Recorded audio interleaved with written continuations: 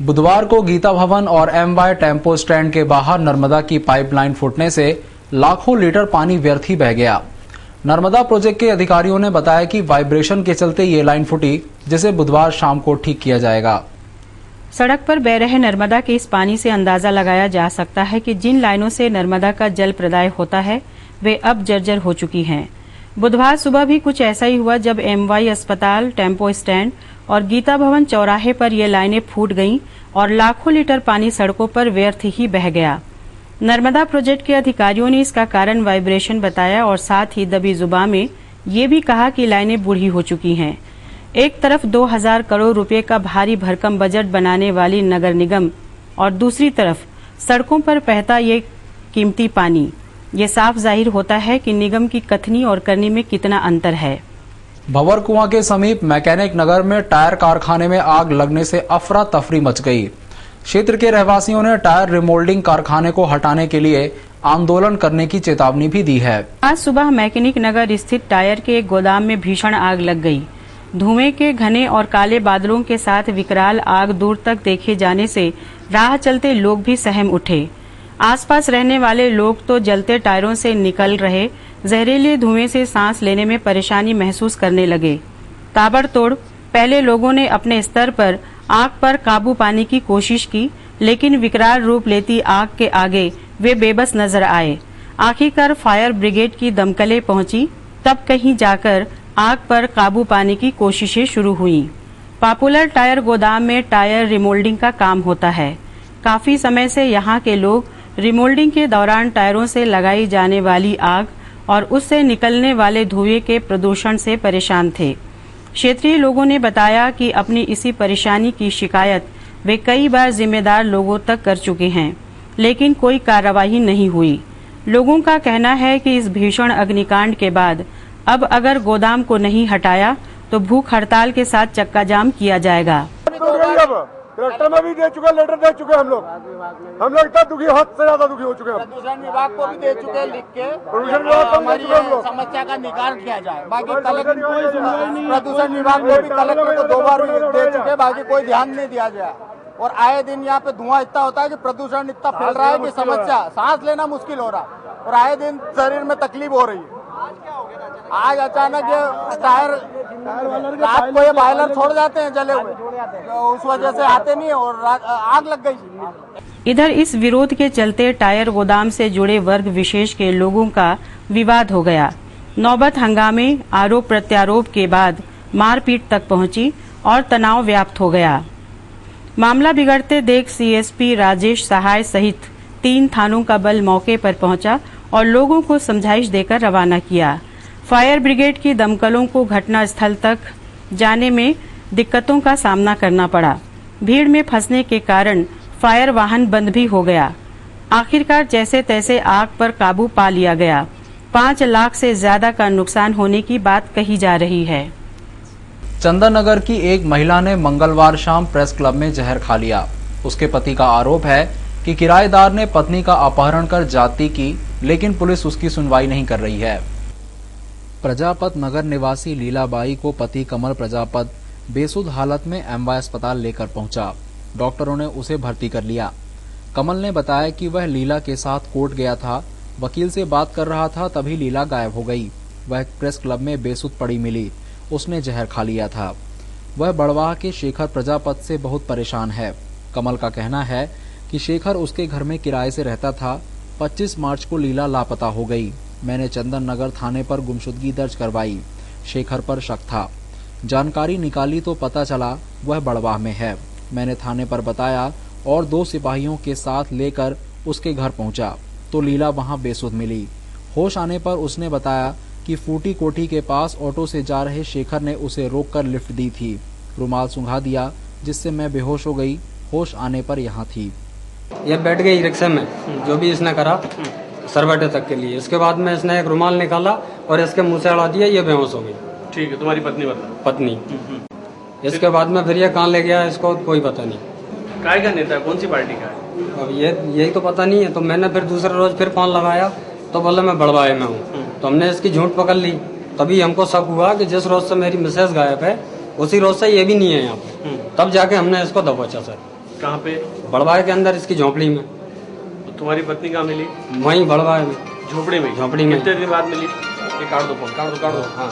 इंदौर में नगर निगम के बजट के दौरान हुए हंगामे के बाद बीजेपी के विधायक और कार्यकर्ताओं ने आज कमिश्नर के नाम का ज्ञापन सौंपा और कार्रवाई की मांग की है।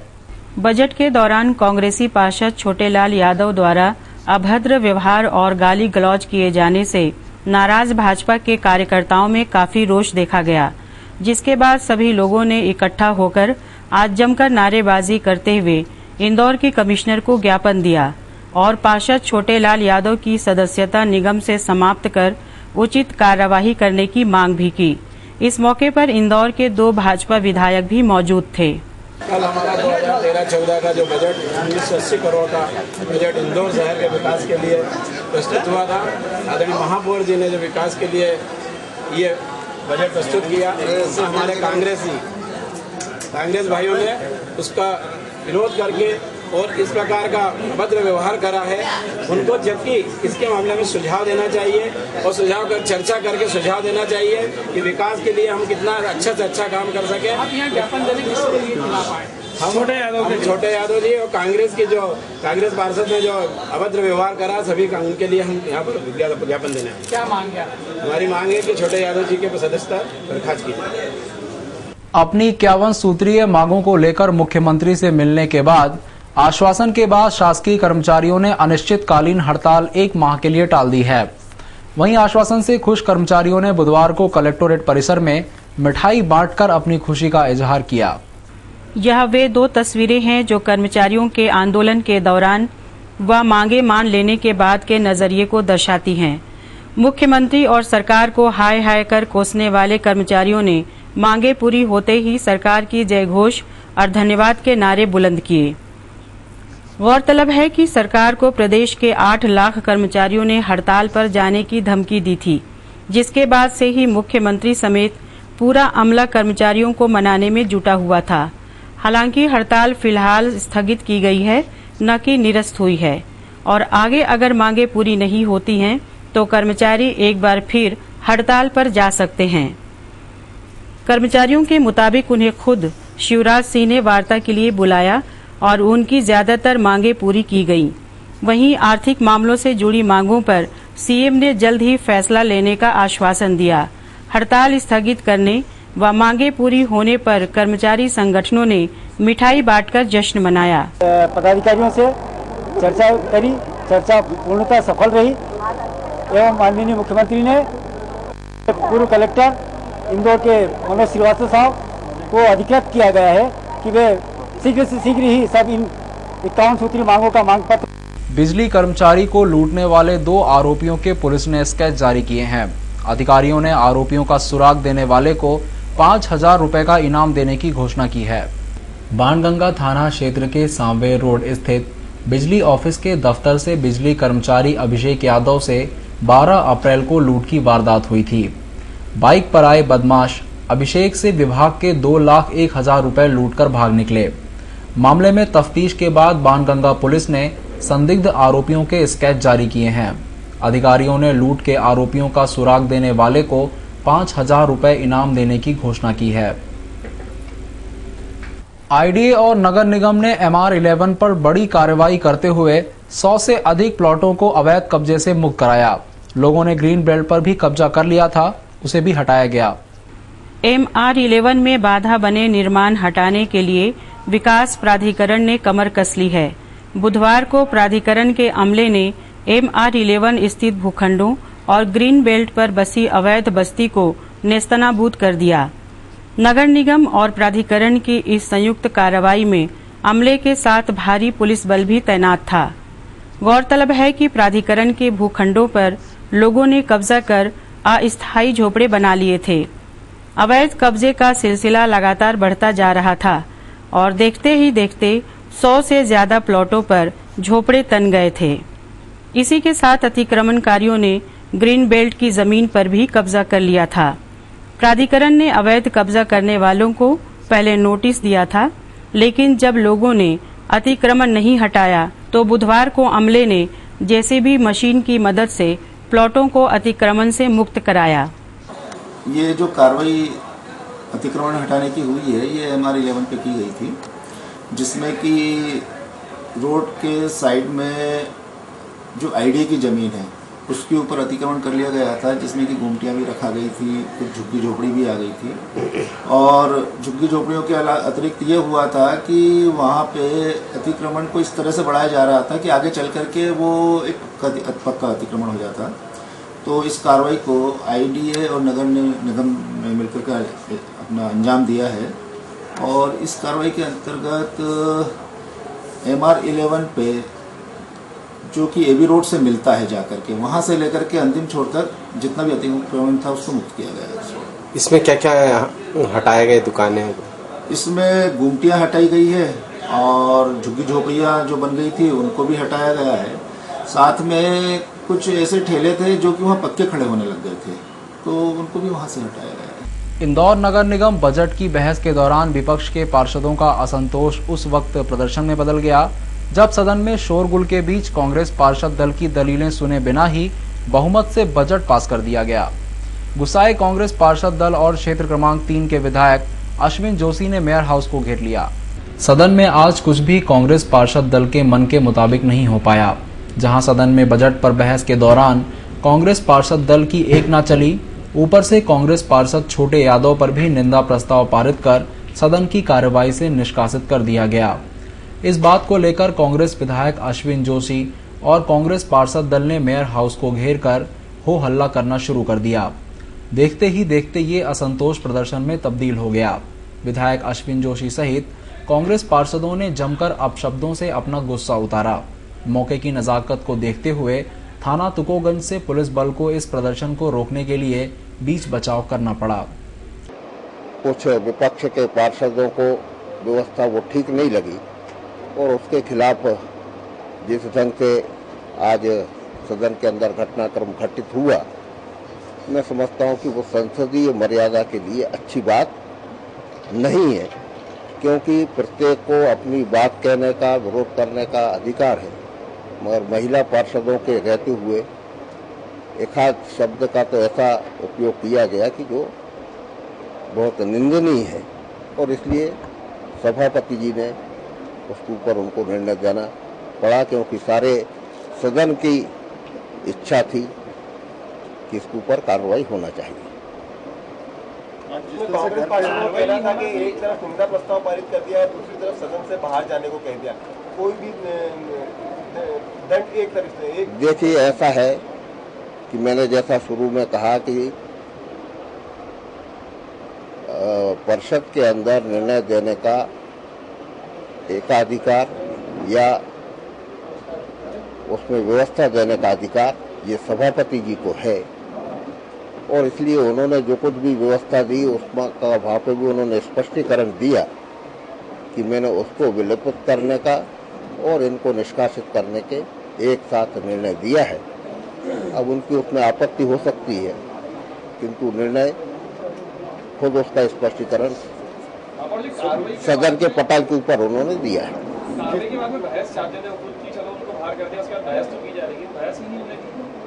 नहीं, ऐसा नहीं था। वो माफीनामा पेश हुआ था उस समय, माफीनामा पेश होने के बाद में जो निष्कासित किया गया था उस कार्रवाई के बाद में उन्होंने सदन नहीं चलने दिया और उसके कारण बहस नहीं हुई। अन्यथा सुबह से बहस चली रही थी और बहस के अंदर कोई हमको आपत्ति नहीं थी। और जहाँ तक बजट के बारे में प्रश्न है तो जितने वक्ता बोले उसमें से बहुत कम बजट के ऊपर बात थी, क्योंकि बजट में उनको कोई विरोध करने का ऐसा मुद्दा ही नहीं था और थोड़ी बहुत तो उसका भी कहीं न कहीं असर मेरे को दिखाई दिया। घर पे आके भी उन्होंने जिस तरह से पति की प्रताड़ना से तंग आकर एक महिला ने आत्महत्या कर ली। मृतका के परिजनों का आरोप है कि पड़ोसी महिला से अवैध संबंधों का विरोध करने पर उसे सताया जाता था। मल्हारगंज थाना क्षेत्र के कमला नेहरू नगर में रहने वाली नीलम श्रीवास नामक एक महिला की जहर खाने से मौत हो गई।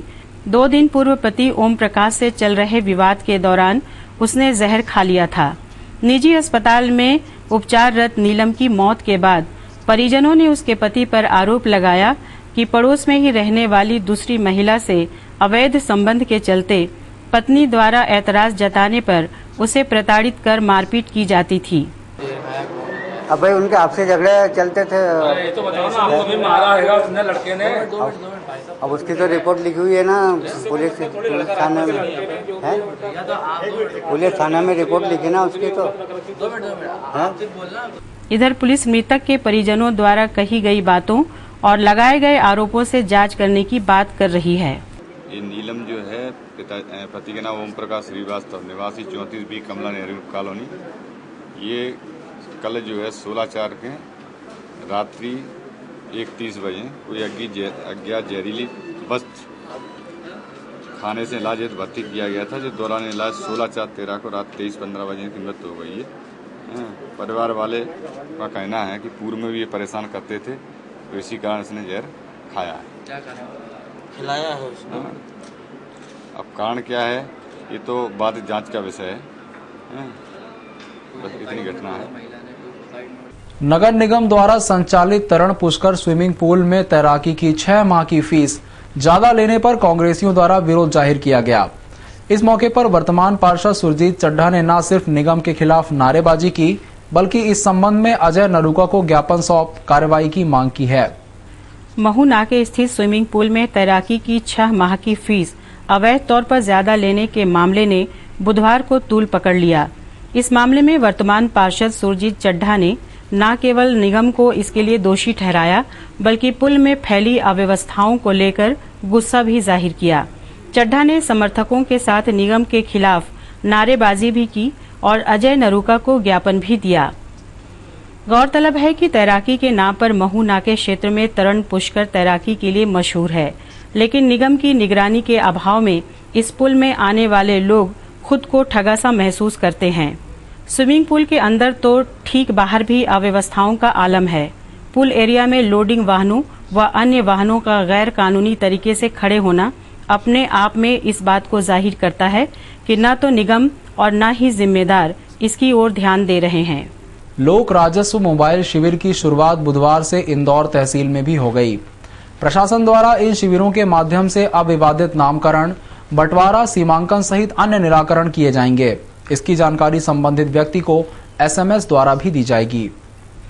इंदौर तहसील में बुधवार से लोक राजस्व मोबाइल शिविर की शुरुआत कलेक्टोरेट कार्यालय में हुई।